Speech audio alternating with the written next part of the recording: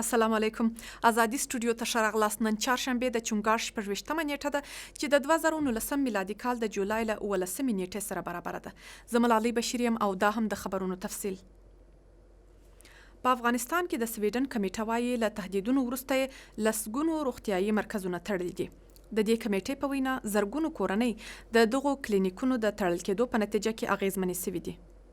په افغانستان کې د سویډن کمیټې نن تایید کړ چې د میدان وردګ ولایت د مرکزی روغتون په ګډون د دې ولایت په شپږ ولسوالیو کې 42 روغتیايي مرکزونه د طالبانو د تهدیدونو په نتیجه کې تړلي دي. د دې کمیټې د مسؤلینو په وینا اوس مهال د میدان وردګ 8000 اوسیدونکو له روغتیايي خدماتو پاتې شوي دي. با همچون اقدامات کسانی که متضرر میشن او مردم ولایت میدان وردگ است و از این سبب ما از طرفای درگیر در جنگ میخواهیم تا از اقداماتی که قوانین بین المللی بشری را نقض میکنه از او اجتناب بکنن. د سویډن کمیټه وايي په میدان وردګ ولایت کې پر یو روغتیايي مرکز د افغان امنیتي ځواکونو تر حمله وروسته طالبانو د کمیټې ته تهدید وکړ چې په دغه ولایت کې د خپل کلینیکونو او روغتیايي مرکزونه وتړي. د پاکستان ځواکونو د هندوستان پر ممبئی ښار د 2008 کال د حملو طرح حافظ سعید نن نیولی دی. 11 کاله مخکې پر ممبئی په دغه حملو کې 116 کسان وژل شوي وو. سعید په داسې حال کې نیول شوی چې د پاکستان صدر اعظم عمران خان په راتلونکو څو ورځو کې امریکا ته سفر کوي. دا کس د ممبئی د حملو طرح ګڼل کیږي. نن د پاکستان ګجرانوالا ښار ته نږدې د نیول کېدو خبر ورکړل شوی دی.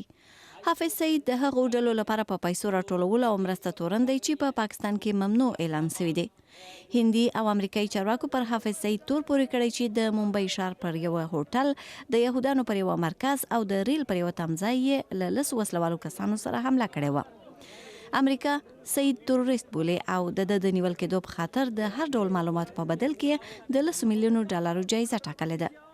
حافظ سعید په داسې حال کې نیول شوی چې د پاکستان صدر اعظم عمران خان د امریکا له ولسمشر ډونالد ټرمپ سره د لیدو لپاره امریکا ته سفر کوي. ټرمپ تر دې مخکې پر پاکستان تور پورې کړی چې هغو طالبانو او سختدریځو ته پټنځایونه ورکوي چې د افغانستان او هندوستان پر وړاندې جګړه کوي. اسلام آباد دا تورونه رد کړي او وایي چې په خپله د تروریزم قرباني دی. هندوستان د پاکستان د هغې پریکړې هرکلی کړی چې له مخې د دې هیواد هوایي حریم د ملکي الوتنو پر مخ پرانیستل سو. پاکستان شاوخوا 15 میاشتې خپل هوایي حریم د پروازونو پر مخ تړلی و چې په نتیجه کې پر اوږدو لارو پروازونه کېدل. په فبروري میاشت کې هندوستان ته د پاکستان له هوایي حریمه پر تیریدونکو پروازونو بندیز. هر ورځ سلګونو سوداګریز او کارګو پروازونه اغیزمند کړي وو. اوس چې د شنبه په ماخوستن دا بندیز لري شو، د هندوستان خلکو د دې پریکړې هرکلی کړی دی. دا ښه خبره ده ځکه لویدیځو هیوادونو ته به سفر اسانه شي او همداراز به د هوایي شرکتونو د ټیکټ بیې ټیټې شي. دا د هندوستان لپاره ښه ده ځکه مخکې پروازونه امریکا او اروپا ته پر نورو اوږدو لارو تلل.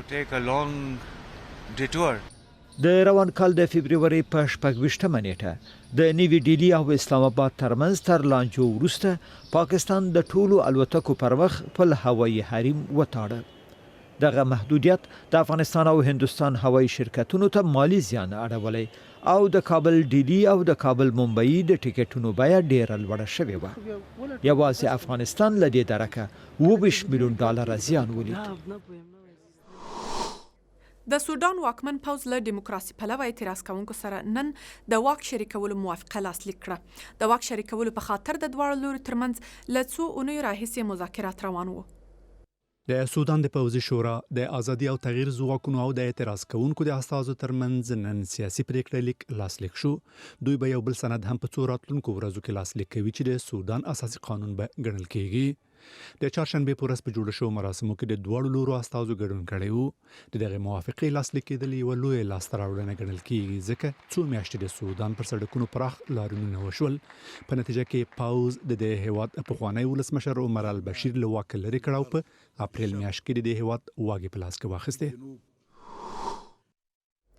50 کاله وسول چې انسان لومړی ځل سپوږمۍ ته ولاړ.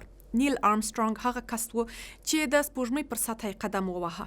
هغه کالي چې د دې سفر پر مهال اغوستي و اوس د امریکا په یو موزیم کې نندارې ته ایښودل شوي دي.